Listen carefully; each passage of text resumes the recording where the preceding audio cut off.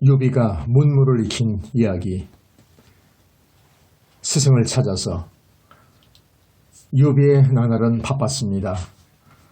밤에는 돗자리를 치고 집신을 삼고 낮에는 이장터 저장터 다니며 돗자리와 집신을 팔았습니다. 그런 어느 날이었습니다. 저녁 무렵 장터에서 돌아온 유비를 보고 어머니가 달려나와 손을 잡았습니다. 비야, 기쁜 소식이 있다. 어머니, 무슨 일입니까? 노식 선생님이 오셨다는구나. 노식 선생님이요? 그래, 이제 내가 공부할 수 있게 되었구나. 어머니는 눈물까지 글썽거렸습니다. 노식 선생님이 누구인가? 노식 선생님은 유비가 살고 있는 박현에서 태어나 자랐습니다. 일찍이 학문을 두루 공부하여 그의 인품과 학식이 온 나라에 널리 알려져 있었습니다. 그때 선비들 사이에는 이런 말이 있었습니다. 술도 공부도 노식에게 배워라. 그 말은 노식 선생님의 학문이 뛰어났으며 한편으로는 술을 좋아하고 기계가 장하여 작은 일에 거리끼지 않은 것을 말하는 것입니다. 이렇게 훌륭한 노식 선생님이 구강태수라는 벼슬자리에 있으면서 병을 얻어 마침내 고향으로 돌아온 것입니다. 내 비록 병든 몸이지만 고향으로 돌아왔으니 아이들에게 공부를 가르쳐야겠다. 이 소식은 금방 박현 땅에 퍼지고 멀리 떨어진 기주 요소까지 알려지게 됐습니다. 너도 나도 노식 선생님의 서당으로 몰려들었습니다. 소식을 들은 유신이 유비의 집으로 달려왔습니다. 비야, 네가 공부할 좋은 기회가 왔다. 하루라도 빨리 노식 선생님을 찾아가거라. 예, 아저씨 고맙습니다. 하지만 유비는 공부하는 일을 얼른 결정하지 못했습니다. 노식 선생님이 계신 곳은 박현이라고 하지만 유비가 살고 있는 누상촌에서는 수십 리나 떨어져 있었습니다. 내가 공부하러 떠나면 집안일은 누가 돌볼까? 또 어머니 혼자 외로우실 거야. 유비는 어머니에게 집을 떠날 수 없다고 하였습니다. 비야, 집안 걱정은 하지 마라. 돗자리를 짜는 일은 내가 평생을 해온 일이다. 파는 일은 소문이 나서 사고 싶은 사람들이 찾아오지 않느냐. 어머니, 제 나이 벌써 15입니다. 어째 어머니와 집안일을 제쳐두고 제 공부만 하라고 하십니까? 그러자 인자하던 어머니 표정이 굳어졌습니다. 여태까지 배우고 싶어도 가르쳐줄 스승이 없어서 못 배우고 있었지 않느냐. 기회는 쉽게 오는 게 아니다. 수십 리 아니라 수천 리 낙양이라고 해도 훌륭한 스승이 계시다면 찾아가서 배워야 한다. 배우지 못하고 어찌 내 뜻을 이루고자 하느냐. 유비는 어머니의 고집을 꺾을 수 없었습니다. 이튿날 유비는 옷가지를 보따리에 싸가지고 노식 선생님을 찾아갔습니다. 노식 선생님의 서당은 강이 내려다 보이는 언덕이 있었습니다. 집과 흙으로 얼기설기 엮어지은 초라한 집이었습니다. 유비는 노식 선생님에게 공손히 인사를 하였습니다. 선생님은 유비의 얼굴을 살펴보았습니다. 눈에 띄게 긴 귀의 생김새, 총명하게 빛나면서도 부드러운 눈, 반듯한 이마, 웃음을 머금은 듯한 입술, 누가 보아도 좋게 여기는 첫모습이었습니다. 내가 너를 가르치는 시간은 길지 않을 것이다. 그러니 열심히 공부하여라. 예, 스승님. 스승님 앞을 물러나온 유비는 흐뭇했습니다. 스승님이 공부를 가르치는 시간이 길지 않을 것이라는 것은 유비가 생각하고 있던 마음과 똑같았기 때문입니다. 유비는 노식 선생님을 찾아오면서 내가 공부할 수 있는 시간이 길지 않을 것이다. 이렇게 생각했습니다. 유비는 열심히 공부했습니다. 공부할 시간이 짧을 것이라고 생각하니 하루 1시간이 황금 같았습니다. 낮이고 밤이고 책을 붙들고 살았습니다. 사람이 갖춰야 할 가장 중요한 것은 인의이다. 인의란 어질고 의로움을 말한다. 모든 사람을 똑같이 귀하게 여기고 정의로워야 한다. 사람이 인의를 저버리면 사람이 아니니라. 스승의 가르침은 한결같았습니다. 학문을 배우고 실행하지 않으면 버려진 돌과 같은 것이다. 배운 것을 실행하되 그것이 더 중요한 것이다. 선생님의 가르침은 어둡고 막막했던 유비의 마음과 눈을 활짝 뜨게 했습니다. 노식 선생님은 많은 제자 중에서도 열심히 공부하는 세 제자를 눈여겨보았습니다. 유비와 공손찬 그리고 간웅이었습니다. 공손찬은 멀리 요소의 영지 사람으로 선생님이 탁현으로 내려왔다는 소식을 듣고 가르침을 받기 위해 유학으로 온 것이었습니다.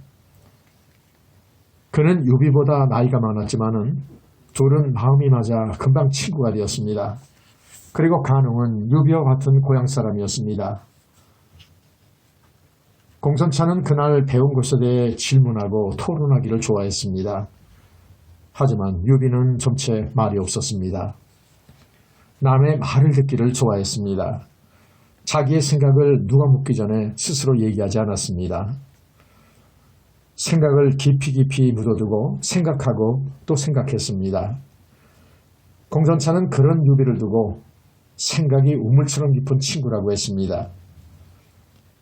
그런 어느 날 노식 선생님은 특별히 세 제자를 데리고 성문 밖으로 나갔습니다. 학문도 중요하지만 무예도 중요하다. 오늘은 무예를 가르칠 스승을 뵙도록 하자.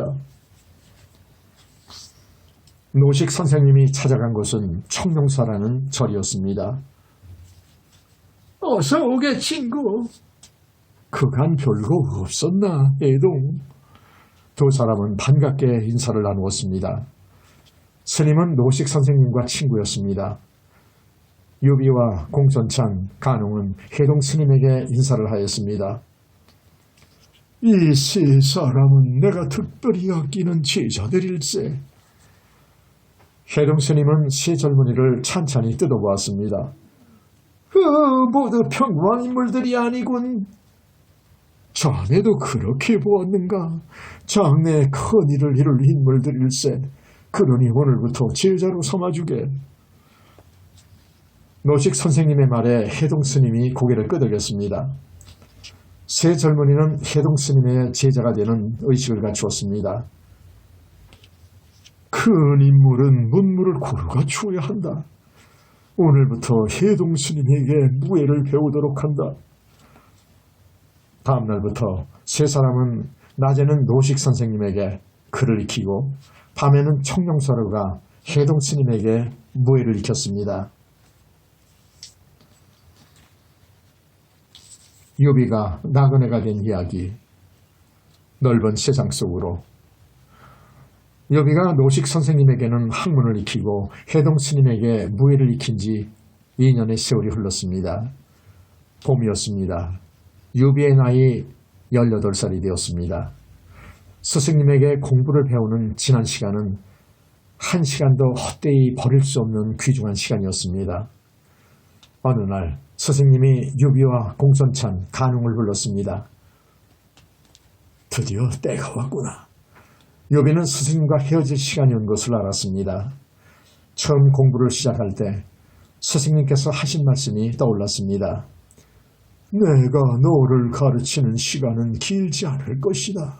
그러니 열심히 공부하여라. 유비의 짐작은 맞았습니다. 이 늙은이가 또 나라의 부름을 받았다. 지금 내 몸이 온전하지 않으나 나라의 부름을 쫓지 않을 수 없구나. 유비는 스승님의 모습에서 무엇보다 큰 가르침을 받았습니다. 스승님께서 늘 말씀하시던 배워서 알고 있는 것을 몸소 실행하는 것입니다. 가까이 오너라. 스승님은 무릎을 꿇고 있는 세 제자를 불렀습니다. 세 제자는 무릎걸음으로 다가갔습니다. 스승님은 세 제자의 손을 차례차례 잡았습니다. 지금은 난세이다. 여기저기서 못된 무리들이 일어나 세상을 어지럽히고 있다. 비록 짧은 가르침이었지만은 너희는 무엇이 옳은가를 깨닫고 배운 바를 실천하거라. 예, 스승님, 명심하겠습니다. 세 제자는 스승님에게 작별의 정을 올렸습니다. 스승님은 마지막 말을 덧붙였습니다. 조급함은 만사를 그르치느니라. 참고 또 참고 기다릴 줄 알아야 한다. 그것이 큰 그릇이 되는 것이다. 명심하겠습니다. 이튿날 스승님은 임지인 여강으로 떠났습니다. 세 제자는 스승의 모습이 떨어져 안 보일 때까지 손을 흔들었습니다. 유비와 공손찬 간웅은 두 번째 작별을 해야 했습니다.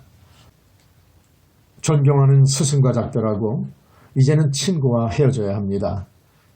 그중 공손찬은 유비보다 서너 살이 위였습니다. 그러나 두 사람은 동문수학한 친구로 우정을 쌓았습니다. 공손찬은 늘 자신만만하고 토론하기를 좋아했습니다.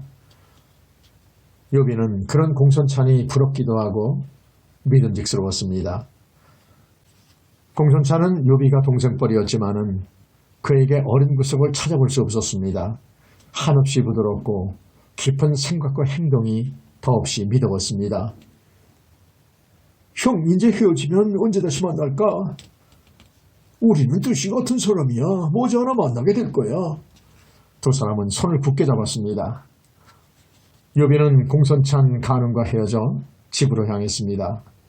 탁현 땅은 어디를 가나 복숭아밭이었습니다.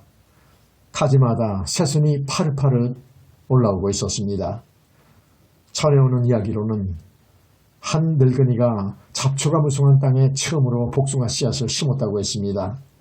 그 세월이 수백 년, 그때 그 일로 해서 지금의 탁현 땅은 온통 복숭아밭이 되어 있고 사람들은 복숭아밭을 가꾸며 살고 있는 것입니다. 유비는 역사라는 것을 생각했습니다. 처음에 시작이 있기 때문에 오늘에 이르고 있음을 새삼 깨달았습니다. 문득 멀리 바라보니 누상촌이 보였습니다. 꿈에도 그리던 고향 땅, 그리고 보고 싶은 어머니가 기다리고 있는 뽕나무집. 그 뽕나무는 멀리서도 금방 알아볼 수 있는 거목이었습니다. 집 앞에 이르러 유비는 뽕나무를 올려다보았습니다. 언제나 유씨집을 든든하게 지켜주고 있는 뽕나무가 한없이 고마웠습니다. 어머니! 마당으로 들어서며 큰 소리로 불렀습니다. 덜컹덜컹 돗자리를 치던 어머니가 뛰어나왔습니다. 피야! 어머니! 어머니와 아들은 한껏 부둥켜 안았습니다. 현덕이 돌아온 집안은 활기가 넘쳤습니다. 지난 2년 동안 어머니가 한 일은 두 가지였습니다. 새벽이면 뽕나무 앞에 정화수를 떠놓고 아들의 앞날을 위해 기도를 올렸습니다. 그리고 비가 오나 눈이 오나 하루도 빠짐없이 돗자리를 치고 집신을 삼았습니다. 아들이 보고 싶었지만 참고 외로움도 견뎌냈습니다. 이제 보고 싶던 아들이 돌아오니 이보다 큰 기쁨이 없었습니다.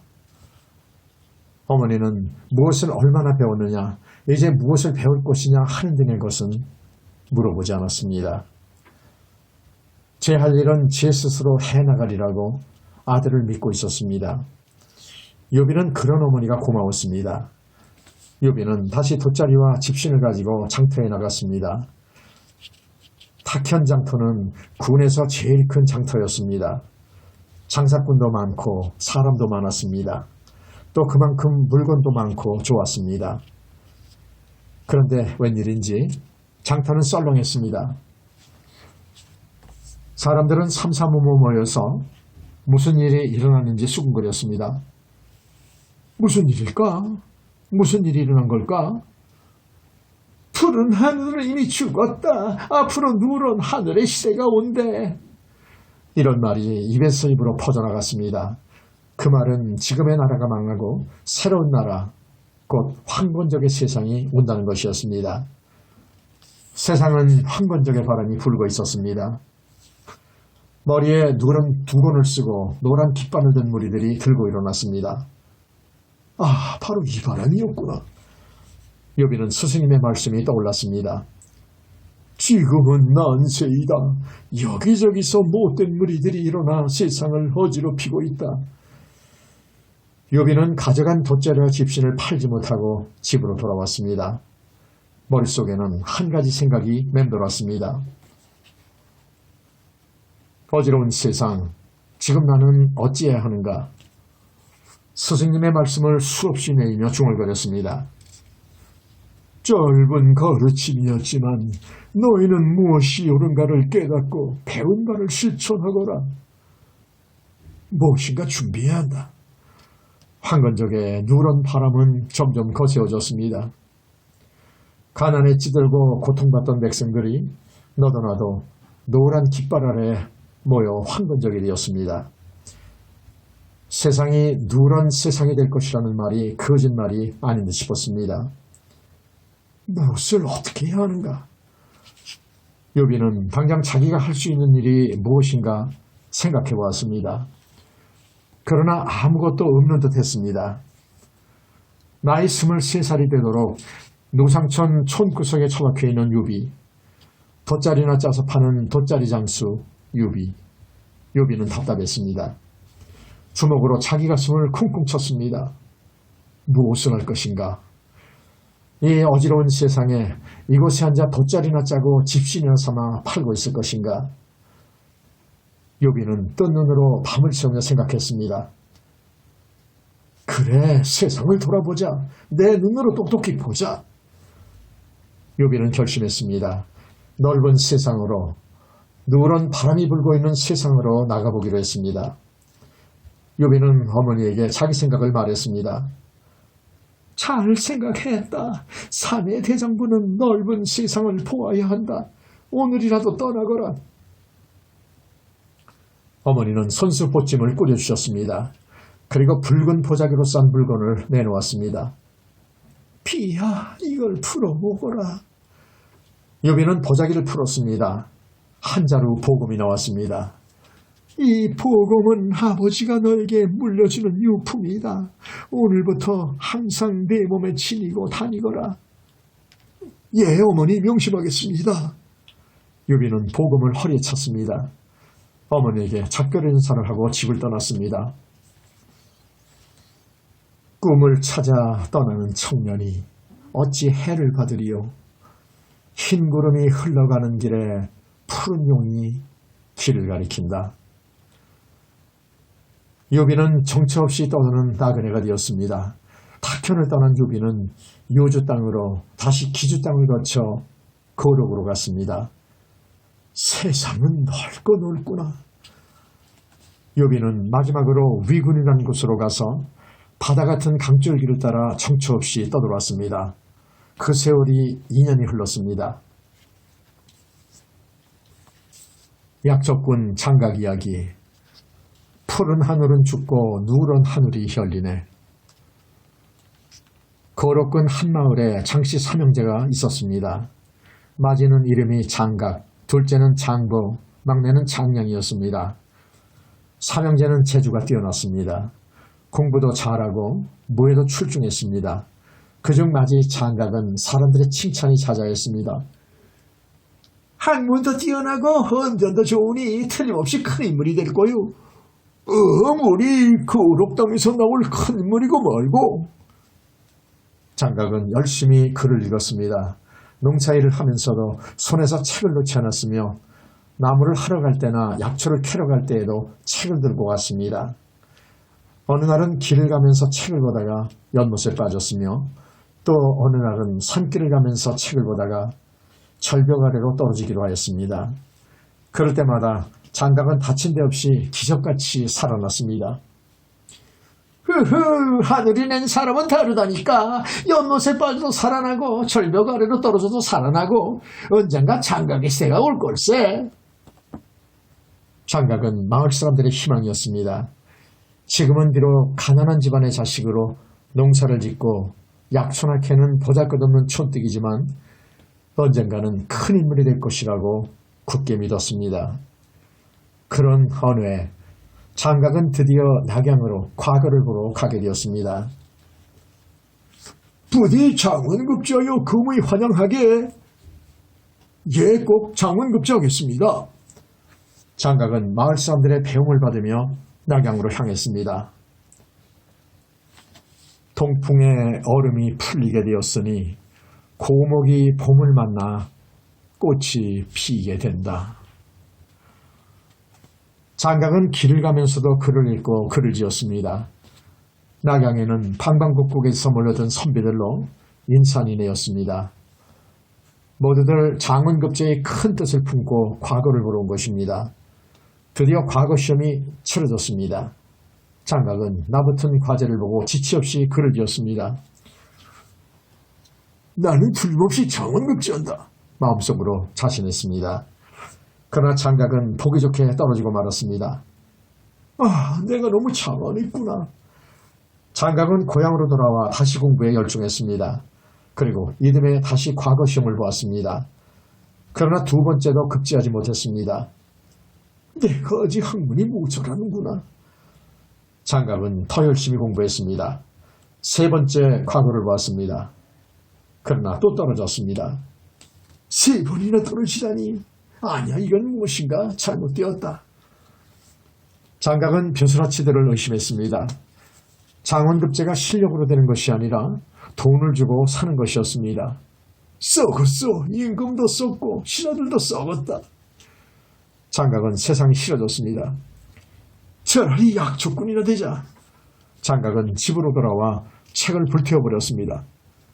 다시는 책을 읽지 않을 것이다.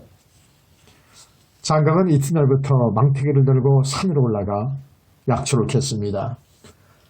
그런 어느 날, 그날도 장각은 높은 산으로 올라가 약초를 캐고 있었습니다. 휴, 덥구나. 좀 쉬자. 널찍한 바위 위로 올라가려던 장각은 깜짝 놀랐습니다. 바위 위에 웬 노인이 우뚝 서 있었습니다. 누구시오? 노인은 백발머리에 얼굴은 하얗고 눈은 푸르렀으며 한 손에 명아주 지팡이를 짚고 있었습니다. 어서 오너라 장각아. 노인이 부드럽게 말했습니다. 아니 어떻게 제 이름을 아십니까? 너를 기다린 지 오래다. 예, 저를 기다렸다고요? 따라오너라. 노인이 앞장서 걸었습니다. 노인이 걷는 모습은 마치 구름 위를 나는 것 같았습니다. 그 뒤를 따라가는 장각도 공중을 걷는 기분이었습니다. 노인이 간 곳은 흰 구름이 서린 산꼭대기였습니다. 그곳에 한 동굴이 있었습니다. 동굴 안은 대낮처럼 환했습니다. 벽 쪽으로 빽빽하게 책이 쌓여 있었습니다. 노인은 그 많은 책 중에서 세 권을 골라냈습니다. 저 받아라. 네가 읽을 책이다. 장각은 떨리는 손으로 책을 받았습니다. 태평요술이라고 적혀 있었습니다. 이 책은 천서이니라. 돌아가서 이 책을 부지런히 읽어라. 책 속에서 깨우친 것을 하늘을 대신하여 널리 교화하고 도탄에 빠진 백성들을 구하여라. 허나 하나 명심할 것은 내가 다른 뜻을 품고 나쁜 마음을 쓰게 되면 너는 벌을 받을 것이다. 장각은 노인에게 큰 절을 올렸습니다. 부디 도사님의 이름을 알려주십시오. 나는 노선, 늙은 신선이다. 장각이 고개를 드니 맑은 바람이 일며 노인은 사라졌습니다. 장각은 산에서 내려오자마자 맑은 물에 목욕제기를 하고 토굴 속에 들어가 책을 읽기 시작했습니다. 낮과 밤을 가리지 않고 읽고 또 읽고 뜻을 헤아렸습니다. 그러던 어느 날 마침내 장각은 태평요술의 비법을 깨우치게 되었습니다. 그 비법은 바람과 비를 부르고 주문을 외워 사람의 병을 고치는 재주였습니다. 장각이 천사를 깨치고 도인이 되었다. 이 소문은 바람처럼 날아가고 불길처럼 번져갔습니다. 사방에서 사람들이 장각의 태평요술을 보려고 몰려들었습니다. 장각은 스스로 태평도인이라 부르고 자기를 찾아온 사람 중 500명을 뽑아 제자로 삼고 주문하는 방법을 가르쳤습니다. 어느 해 4월 몹쓸 돌림병이 돌아 사람들이 죽어가기 시작했습니다. 때가 왔구나. 나의 태평유술로 세상을 깜짝 놀라게 하리라. 장각은 제자 500명에게 주문을 외워 병사들의 병을 고치게 하고 제자들의 제주로 낫지 않는 병자는 장각 자신이 직접 주문을 외워 병을 낫게 하였습니다. 태평노인님 만세! 병을 고친 사람들이 땅바닥에 엎드려 그의 이름을 부르며 만세를 불렀습니다. 사방에서 소문을 들은 사람들이 구름처럼 몰려들어 제자가 될 것을 청하니 그 세력이 점점 늘어났습니다. 장각은 늘어난 제자들을 여러 방으로 나누어 대방, 중방, 소방 계급을 만들고 두목을 정하여 다스리게 하였습니다. 장각은 자신을 대현 양사라 부르게 하고 동생 장본은 지공장군, 장양은 천공장군이라 명하고 제자들을 다스리는 권력을 주었습니다. 그리고 따르는 무리에게는 누런 부건을 쓰게 하니 그들을 황건적이라 불렀습니다. 대현 역사 장각. 이제 골목의 개구장이들도 그 이름을 알게 되고 우러러보게 되었습니다. 그리고 누가 지어 부르게 되었는지 이런 노래를 불렀습니다. 푸른 하늘은 죽었네. 황천 하늘이 열렸네. 푸른 하늘은 썩었네. 황천 하늘은 새롭네. 이 노래는 한나라의 운명이 다하고 황건당의 세상에 온다는 뜻입니다. 노래는 삽시간에 방방곡곡에 퍼졌습니다. 이때 한나라의 조정은 부패에 있었습니다. 환 황제가 어진 신하를 멀리하고 환관들을 가까이 하니 권력은 환관들이 가지고 있었습니다. 환 황제가 죽고 그의 아들 영희 황제가 되니 이때 영의 나이는 겨우 12살이었습니다. 나라는 점점 어지러워졌습니다. 노랫말처럼 한나라는 점점 망해가고 있었습니다. 장각은 자기를 따르는 사람들이 방방곡곡에서 몰려들자 생각이 달라졌습니다. 뜨거웠다. 장각은 두 동생을 불렀습니다. 보아라, 너를 따르는 저 백성들을 보아라. 백성의 마음을 얻기가 쉬운 것이 아니다. 그런데 지금 백성들은 나에게 순종하고 하늘처럼 떠받들고 있다. 이때 이 어지러운 세상을 쓸어버리고 천하를 얻지 못한다면 평생 후회할 것이다. 어떠냐? 때가 왔지 않느냐? 예, 형님, 하루빨리 새로운 세상을 열어 주인이 되십시오. 두 동생이 부추겼습니다. 장각은 드디어 난을 일으켰습니다. 한나라는 썩어 무너지고 있다. 나는 하늘에 준 천소를 깨친 성인이다. 너를 따르면 태평 세상에서 살게 될 것이다. 천공장군 장각 만세. 황건적 무리들은 노란 깃발을 흔들며 불길처럼 일어나 군과 현으로 쳐들어갔습니다.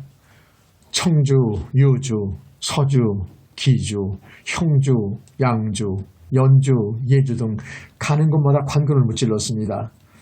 이 소식은 낙양의 황궁에까지 알려졌습니다.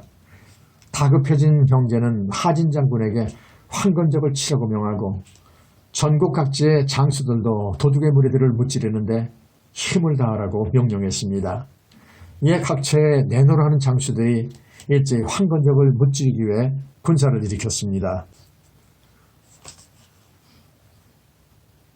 명차 이야기. 차를 구하는 나그네. 강원덕에 한 나그네가 앉아 있었습니다. 행색은 거지처럼 초라했습니다. 눈에 띄는 것은 허리에 찬 큰 칼이었습니다. 나그네는 정처 없이 천리만리를 떠돌아다닌 유비였습니다. 유비는 강물을 하염없이 내려다보았습니다. 저 강물은 어디서 흘러 어디로 갈까?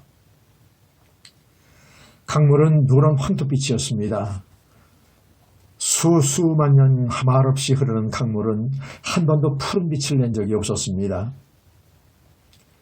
물에 황토가 섞여 누른 빛으로 흐려 있어 그 이름도 황하라 불렀습니다.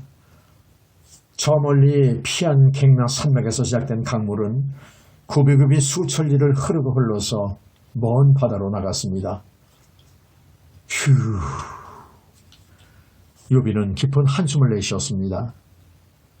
배는 언제 오는 걸까? 강 아래쪽 나루토를 바라보았습니다. 사람도 보이지 않고 조용했습니다. 혹시 배가 안 오는 게 아닐까? 요비는 수백 리 먼 길을 며칠 몇 날을 달려왔습니다. 그리고 오늘 새벽까지 이 자리에서 배를 기다렸습니다. 그때 등 뒤에서 저벅저벅 발자국 소리가 들렸습니다. 여보게 젊은 형반, 거기서 뭐 하는 거요? 요비는 황급히 일어섰습니다. 놀라지 마시오. 나는 이 마을에 사는 농부라오. 오늘 아침부터 젊은이가 이곳에 있는 걸 보았는데 누굴 기다리시오? 예, 낙양에서 오는 배를 기다리고 있습니다. 그 배라면 저녁이 되었으니 곧 올게요. 그러니 나루토로 내려가 봐요. 괜히 여기 있다가는 도적대로 의심받기 십상일 테니. 도적대로 의심을 받다니요? 흐흐, 지금 천지사방에서 도적대가 들끓고 있는 것도 모르오. 그 중에 머리 누런 두건을 쓴 황건적이 제일 무섭다 하지 않소? 아, 예, 일러주셔서 고맙습니다.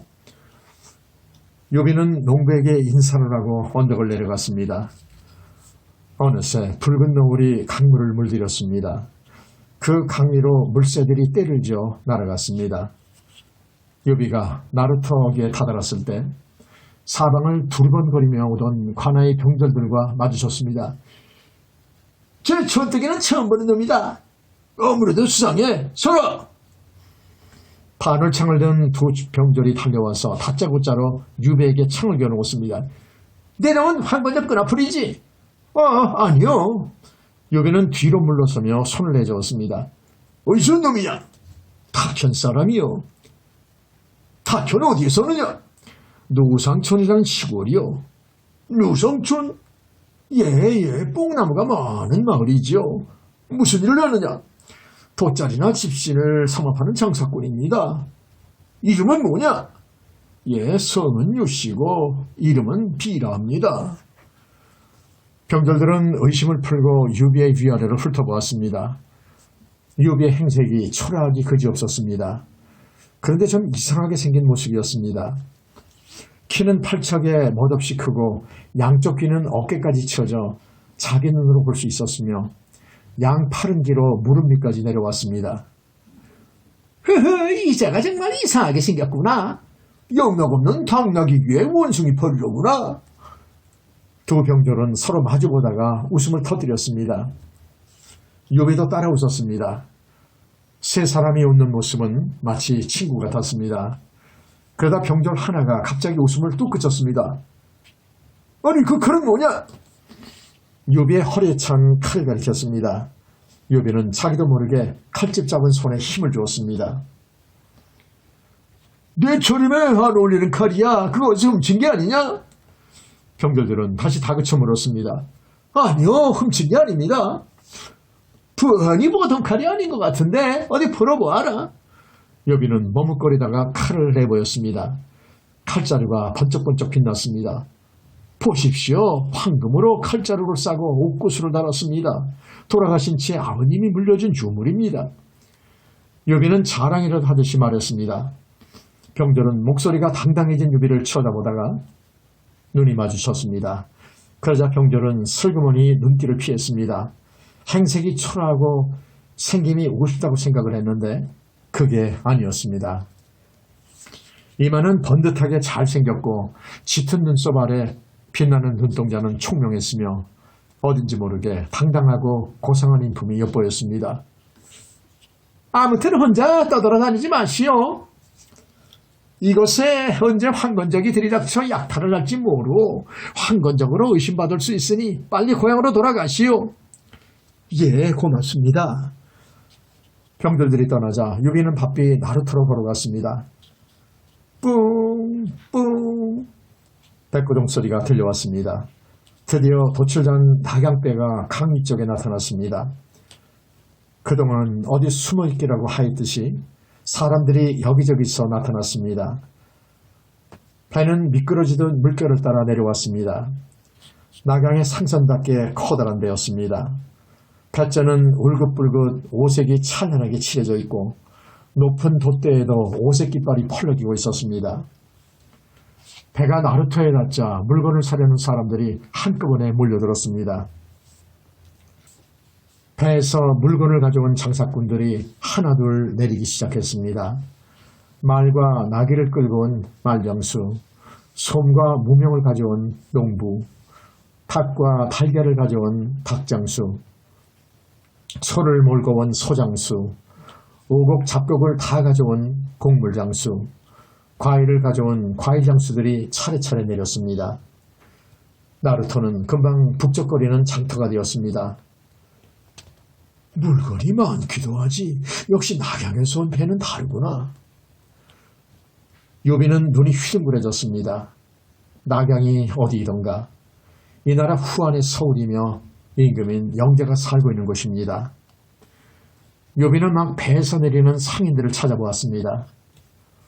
어떤 사람이 차를 가져왔을까? 요비가 이것저것을 떠돌다가 황하의 나루토를 찾아온 것은 오직 명찰을 구하기 위해서입니다. 새벽부터 지금까지 강원벽에 앉아 낙양 상선이 오기를 목이 빠지게 기다렸습니다.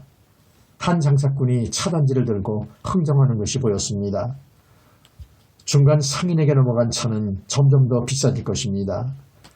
요비는 그 장사꾼에게 재빨리 다가갔습니다. 저 차를 좀 사려고 합니다. 장사꾼은 요비의 행색을 훑어보았습니다. 차 없어? 한마디로 잘라 말했습니다. 없다고요? 방금 팔고 사는 것을 보았는데. 젊은이는 차를 누가 마시는 건지 알고 사겠다고 하는 거요. 장사꾼은 업신여기는 투로 말했습니다.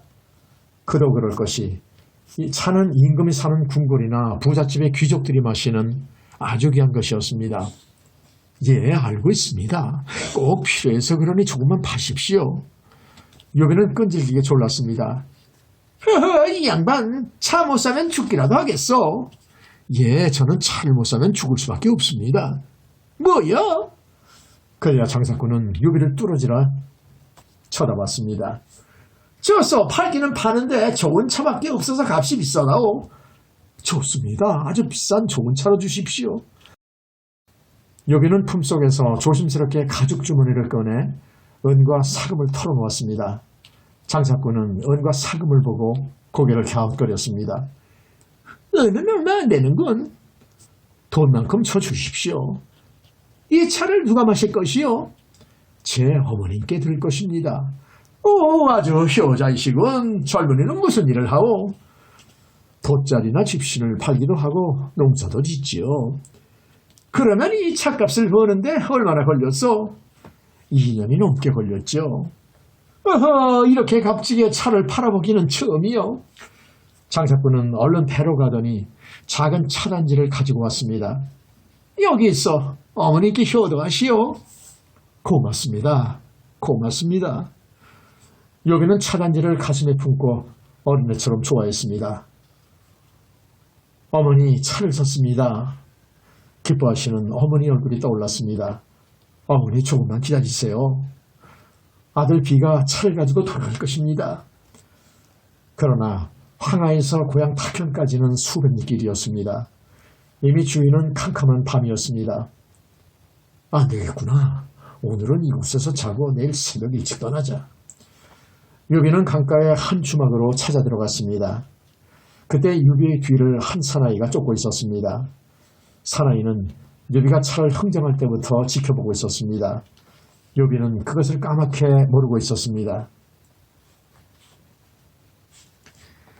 요비가 황건적의 짐꾼이 된 이야기. 두목과 졸개.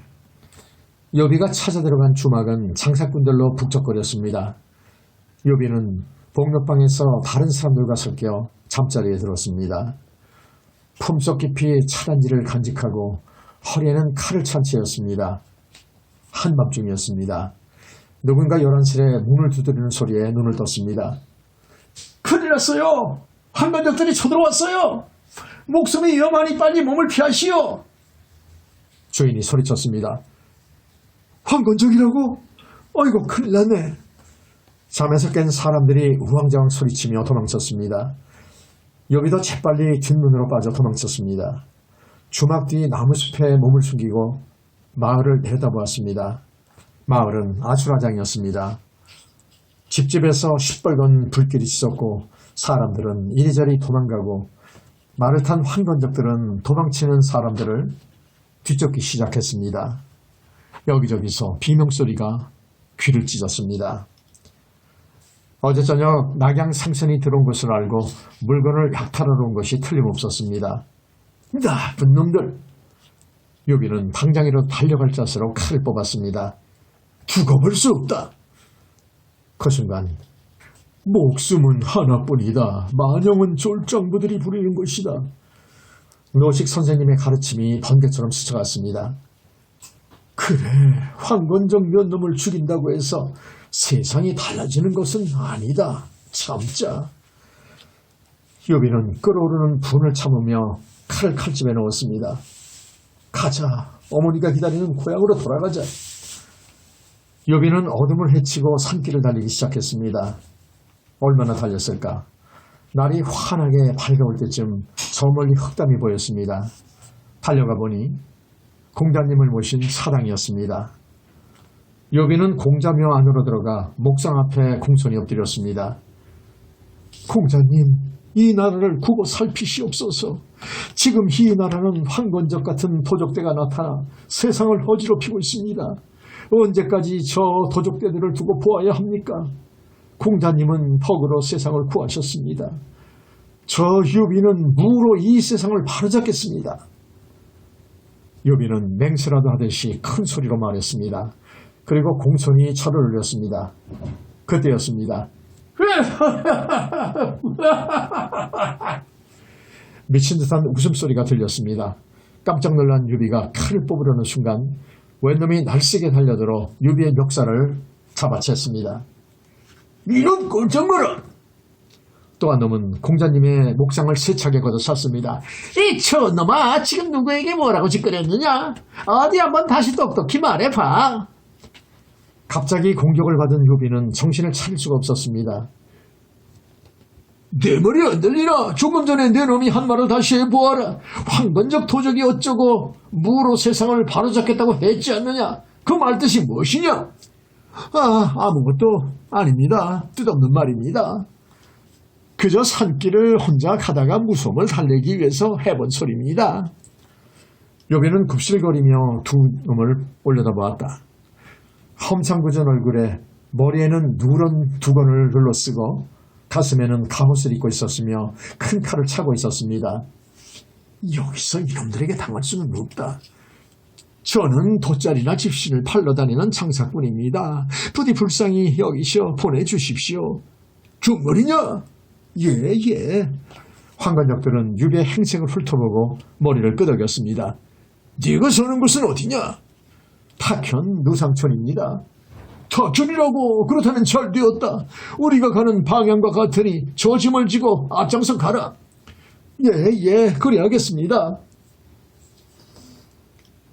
욥이는 얼른 짐짝을 등에 지었습니다. 말 뜻을 더 이상 캐묻지 않고 짐을 지은 것이 다행이라고 생각했습니다.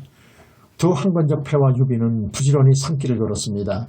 걷는 중에 두 놈이 주고받는 말을 들으니 한 놈은 대강이라는 계급의 황건적 우두머리였고 또 한 놈은 졸개였습니다. 졸개는 산길이 갈라져 지나가는 길마다 나무에 노란 헝겊을 매달아 표시를 해두었습니다. 아마 같은 패거리에 길 안내를 하는 것 같았습니다. 산마루에 올라서자 시원한 바람이 불어왔습니다. 벌써 가을이로구나.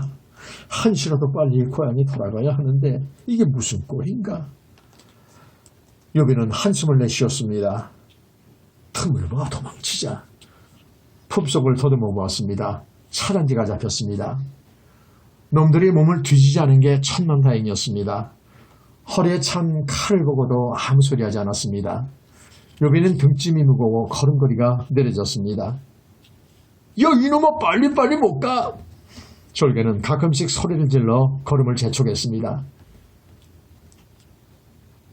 저 기슭으로 내려가면 절이 있을 거다. 대방이 손짓을 했습니다. 욥이는 걸으면서 슬금슬금 산지형을 살펴보았습니다. 틈을 엿보아 도망치리라고 마음먹었습니다. 네 이놈 도망칠 생각이랑 아예 버려라. 내 손에 한번 잡히면 못 벗어나 알겠지? 대방이 대뜸 소리쳤습니다. 그놈 눈치 한번 빠르구나. 요비는 숨을 헉헉 몰아쉬며 산길을 내려갔습니다. 황건적에게 잡히는 신세가 되다니. 요비는 황건적의 짐꾼 신세가 된 자신이 한심스러웠습니다. 노스님을 만난 이야기. 젊은이는 귀신이요. 요비 일행이 산끝으로 내려가니 절이 보였습니다. 저기다! 절에서 쉬어가자! 대방이 앞장서 걸어갔습니다. 절 문으로 들어가는 어귀에 커다란 연못이 있었습니다. 연못에는 하얀 연꽃이 피어 있었습니다. 참 꽃이 곱게도 피었구나. 요비는 등짐을 지어 숨을 헐떡이면서도 연꽃송이를 한참 동안 바라보았습니다. 절문에 들어서자 기둥에 노란 헝겊이 매여 있었습니다. 이것 보십시오 대방님. 이 절도 우리 황건적 편인가 봅니다. 절개의 말에 대방이 고개를 끄덕거리며 웃었습니다. 그 노란 헝겊에는 황건당은 천하되길 하리라 라는 글귀가 쓰여 있었습니다. 이 표시는 황건당의 표시로 그 표시를 붙여놓은 집은 이미 황건적이 쳐들어가 자기 편으로 만들었다는 표시였습니다. 전라는 고요했습니다. 아무도 없나? 아무도 없어! 절개가 소리쳐 사람을 불렀습니다. 한참 만에 뼈가 앙상하고 눈이 푹 꺼진 스님이 나왔습니다. 이봐요, 먹을 것 좀 주시오. 먹을 것이라면 저기 있어. 스님이 마당 한쪽을 가리켰습니다. 거기에는 풀더미가 조금 쌓여 있었습니다. 무엇을 먹으라는 거요? 보면 모르어 풀이 양식이요. 늙은 스님이 누굴 놀리나 음식을 달란 말이요. 대방과 졸개가 똑같이 화를 내며 소리쳤습니다. 먹을 것도 마실 물도 남김없이 가져갔어요. 누가 가져갔단 말이요? 누구요? 당신들처럼 누런 두건을 쓴 사람들이지. 그 말에 대방과 졸개는 못쓰게졌습니다. 그래도 무엇이든지 먹을 것이 있을 게 아니요. 없어. 그럼 찬물이라도 한 그릇 주시오. 물도 없어. 뭐야? 그 흔한 물도 없단 말이오. 절개가 절마당 한 구석에 있는 우물가로 달려갔습니다. 먹지 마시오. 당신들이 독을 풀어 동물이 되었소. 예, 뭐라고요? 절개는 한 걸음 물러서며 고개를 절레절레 흔들었습니다.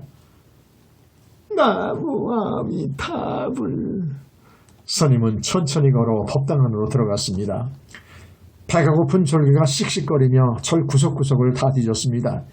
예, 먹을 거라곤 보리쌀 한 털도 없습니다. 할 수 없다. 여기서 우리 배가 올 때까지 기다려보자. 대방과 졸개는 큰 나무 아래로 가 털썩 주저앉았습니다. 대방님, 저는 법당 구경 좀 하겠습니다. 요비가 말하자 대방이 고개를 끄덕거렸습니다. 제놈이 여기서는 도망칠 수 없다고 생각한 것 같았습니다. 요비는 조용히 법당 안으로 들어갔습니다. 가부좌를 하고 있던 스님이 요비를 쳐다보았습니다. 오, 젊은이 잘 왔소. 스님은 갑자기 일어나 요비에게 합장으로 예를 갖추었습니다. 스님 왜 이러십니까? 젊은이는 내가 기다리던 귀인이요. 예? 젊은이는 한나라 종친아니요. 젊은이야말로 이 캄캄한 나라에 광명을 가져올 귀인이요. 왕실 후손이라니요? 아닙니다. 잘못 보셨습니다, 스님. 저는 돗자리나 집신을 파는 보잘것없는 장사꾼입니다. 아닐 것이요. 젊은이의 조상은 귀인이 틀림없어. 집안 어른들에게 조상 이야기를 들은 적이 없어. 아니요. 제 어머님께서도 말씀하신 적이 없습니다. 노스님은 눈을 지그시 감았습니다. 젊은이가 모르고 있는 거요. 젊은이가 차고 있는 그 칼은 누구에게서 받았어? 아버지께서 물려준 유품입니다. 그것 보시오. 그 칼은 황실의 후손을 뜻하는 보검이 틀림없을 것이요. 요비는 노스님의 말이 믿어지지 않았습니다. 내가 황실 후손이라니 그럴 리 없어. 아버지도 농사꾼이었고 어머니는 돗자리를 치는 걸 평생 동안 해오셨는데 요비는 고개를 가로저었습니다. 젊은이 부디 몸을 함부로 하지 말고 보호하시오. 스님은 정중하게 합장을 하며 다시 한번 말했습니다. 차와 복음을 빼앗긴 이야기. 외나무다리에서 만나다. 요비는 노스님에게 인사를 하고 법당에서 나왔습니다. 그때 요란한 말발굽 소리가 들려왔습니다. 먼지를 일으키며 한 무리의 황건적들이 절마당으로 들어왔습니다. 대방님 여기 계셨군요. 맨 앞에 달려온 자가 말에서 뛰어내려 대방에게 예를 갖추었습니다. 공자묘에 둘러보았더니 안 계시기에 이리로 달려왔습니다. 그들은 공자묘에서 만나기로 약속을 하였던 것입니다. 수범, 어젯밤 이런 수학이 있었는가? 예, 수학이 있었습니다. 한 가지 아쉬운 게 있습니다만. 아쉬운 게 있어? 그게 뭔데? 주막에서 한 놈을 놓쳤습니다. 행색이 초라한 촌뜨기였는데 낙양 명찰을 가지고 있었습니다. 그래, 그 큰 실수를 했군. 아깝구나, 아까워. 그때 법당에서 나오는 유비를 소방이라는 자가 보았습니다. 아니, 저놈은 왜 그런가? 바로 저놈입니다. 저놈이 차를 가지고 도망친 그 촌놈입니다. 소방은 단걸음에 달려가 유비의 멱살을 잡았습니다. 너 잘못 났다. 내 놈이 어젯밤 주막에서 도망친 놈이지. 아, 이제 꼼짝없이 당하는구나. 유비는 이 궁지를 헤어날 방법이 없었습니다. 뭐 이놈이 차를 가지고 도망친 놈이라고. 지 새끼가 고양이 집에 들어온 꼴이로구나. 대방은 너무 뜻밖의 횡재를 했다고 생각을 했는지 손뼉을 치며 웃어댔습니다. 그러자 둘러서 있던 졸개들도 따라 웃었습니다. 아, 하늘 너무 무심하시지. 요비는 어머니 얼굴이 떠올랐습니다. 은은한 차향기를 맡으며 기뻐하시는 모습이 아른거렸습니다. 요비는 품속 깊이 간직한 차단지를 만져보았습니다. 무슨 일이 있어도 차단지를 빼앗겨서는 안 된다. 요비는 결심한 듯 허리에 찬 칼을 얼른 풀었습니다. 대방님, 이 칼을 보십시오. 보통 칼이 아닙니다. 아버지께 물려받은 유품으로 보일 겁니다. 이 보금을 드릴 테니 제발 차단지만은 빼앗지 마십시오. 이 차는 제 어머니께 갖다 드려야 합니다. 요비는 간절한 목소리로 애원했습니다. 차단지 대신에 보금이라. 그거 좋지. 하지만 하나보다는 둘 다 갖는 게 좋겠지. 황건적들은 차단지도 빼앗고 보금도 빼앗았습니다. 요비는 둘 다 잃어버린 자신의 어리석음에 가슴을 쳤습니다. 여봐라, 오늘은 여기서 쉬고 내일 아침에 떠난다. 저 촌놈은 꼭꼭 묶어두어라. 대방이 명령하자 졸개 서너시 달려들어 요비를 끌고 갔습니다. 제발 차단지를 돌려주십시오. 졸개들은 요비를 별당한 기둥에 밧줄로 묶어놓았습니다. 밤이 깊었습니다. 창으로 달빛이 스며들었습니다. 어머니. 요비는 부르짖으며 눈물을 흘렸습니다. 고향의 어머니만 아니었으면 벌써 한 목숨 바쳐 황건적들과 싸웠을 것입니다. 요비는 아버지 얼굴을 기억하지 못했습니다. 아주 어렸을 적에 아버지가 돌아가셨기 때문입니다. 어머니는 한평생을 돗자리를 짜고 집신을 삼으며 요비를 키웠습니다. 요비는 고개를 세차게 흔들었습니다. 이곳을 어떻게 빠져나갈 것인가? 저놈들이 나를 어떻게 할 것인가? 한낱 황건적 무리에게 당한다면 이 목숨이 너무 헛되지 않은가? 요비는 작은 창으로 보이는 반달을 쳐다보았습니다. 자신의 신세가 처량했습니다. 요비가 탈출한 이야기. 백마야 달려라. 밤이 깊었습니다. 절마당은 조용했습니다. 요비는 질끈 감았던 눈을 떴습니다. 눈앞에 무엇인가 꿈틀꿈틀 움직이는 것이 보였습니다. 이게 뭘까? 그것은 한 가닥 동아줄이었습니다. 창문을 통해 내려온 동아줄끈에 단도가 달려 있었습니다. 아, 누가 나를 구해주는구나. 요비는 버둥거리며 몸을 움직였습니다. 얼굴을 내밀어 입으로 간신히 동아줄을 물고 칼을 잡았습니다. 다 되었소. 창문 너머에서 낮은 목소리가 들려왔습니다. 동아줄을 타고 창문으로 나오시오. 틀림없는 노스님의 목소리였습니다. 요비는 재빠르게 몸을 묶은 끈을 끊고 동아줄을 타고 창문으로 올라선 다음 사뿐히 땅으로 뛰어내렸습니다. 빨리 빨리. 노스님이 따라오라며 손짓을 했습니다. 스님을 따라간 곳은 절 뒤의 숲속이었습니다. 거기에는 높은 석탑이 있었습니다. 노스님은 석탑으로 들어가더니 말 한 피를 끌고 나왔습니다. 눈이 부시게 하얀 백마였습니다. 그리고 백마 옆에 한 소녀가 따라 나왔습니다. 요비는 어리둥절했습니다.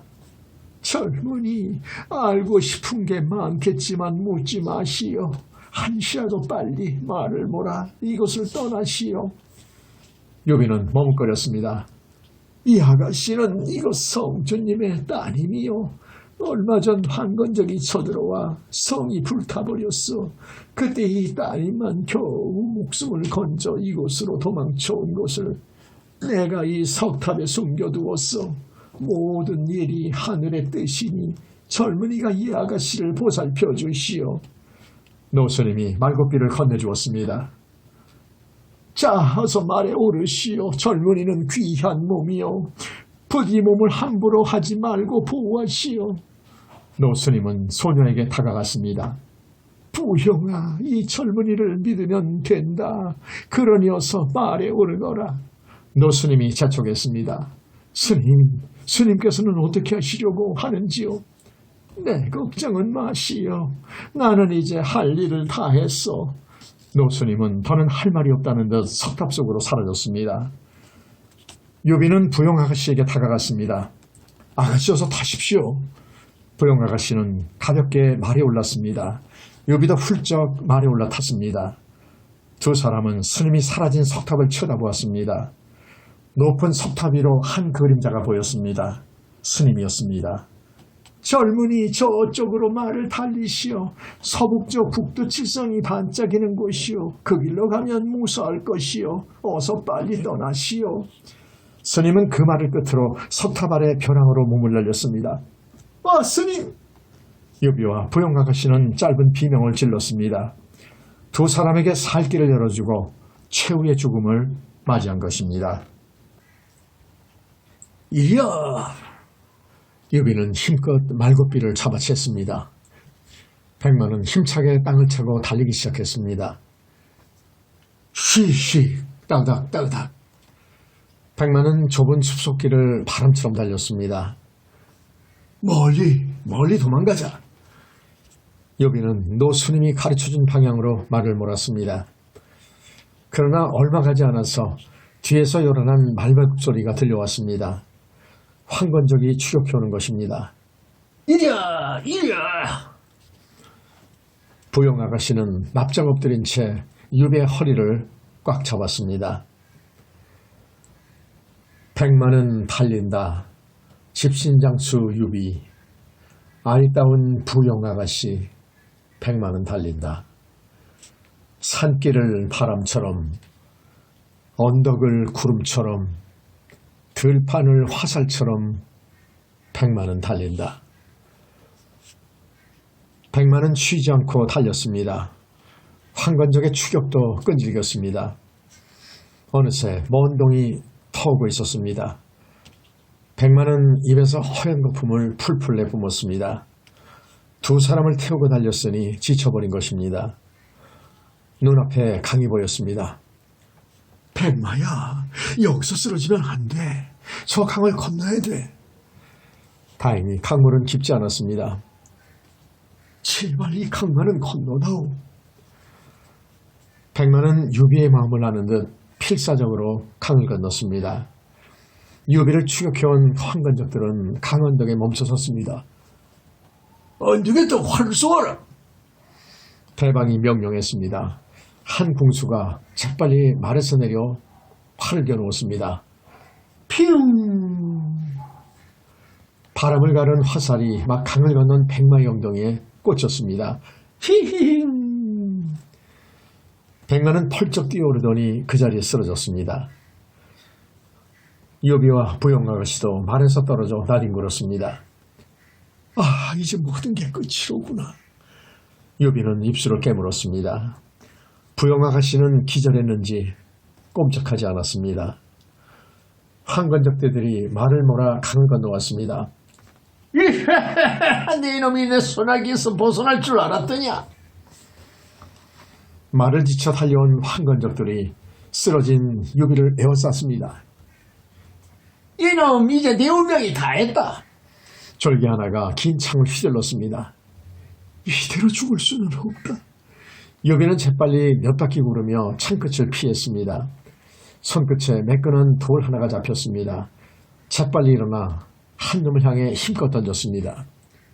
퍽! 아이고! 비명이 터지며 졸개 하나가 말에서 떨어져 고꾸라졌습니다. 요비는 졸개가 손에서 놓은 반월창을 집어들었습니다. 덤벼라! 나머지 말탄 졸개들이 요비를 가운데 두고 빙빙 돌았습니다. 죄 없는 백성들을 괴롭히는 이 짐승난 못한 놈들아. 오늘 나 유비가 백성을 대신하여 너희들을 벌하겠다. 요비는 큰 소리로 외쳤습니다. 어디서 그런 용기가 솟았을까? 온몸에서 불끈 힘이 솟구쳤습니다. 요비는 긴 팔로 잡은 반월창을 빙빙 돌렸습니다. 절개 하나가 창을 비껴들고 달려왔습니다. 짠! 두 창끝이 부딪혔습니다. 절개가 멈칫거렸습니다. 요비의 창끝 힘에 밀린 것입니다. 요비는 팔이 길 뿐 아니라 팔 힘이 세였습니다.